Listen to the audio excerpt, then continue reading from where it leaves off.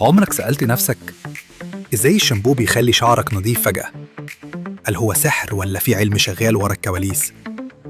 تعال نفهم بسرعة ومن غير تعقيد إيه اللي بيخلي شعرك يتوسخ. زيوت طبيعية بيطلعها الجسم اسمها سيبم، تراب، عرق، بقايا منتجات زي الشل أو الكريم، وكل ده بيحب الدهون وبيتراكم على فروة الرأس. هنا بيجي دور الشامبو.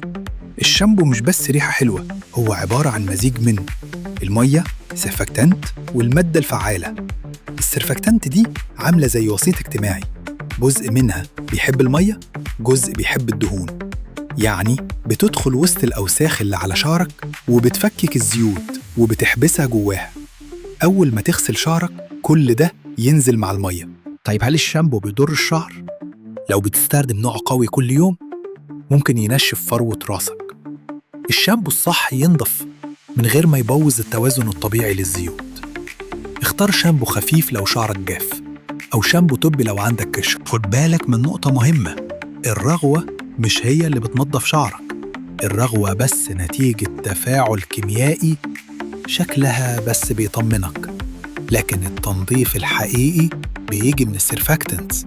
يعني ما تحكمش على جودة الشامبو من الرغوة، دي خدعة تسويقية مش أكتر. في أغلب المنتجات الموجودة في السوق الشامبو مش مجرد رغوة، هو تفاعل كيميائي دقيق بين الزيت، المية، والمادة المنظفة.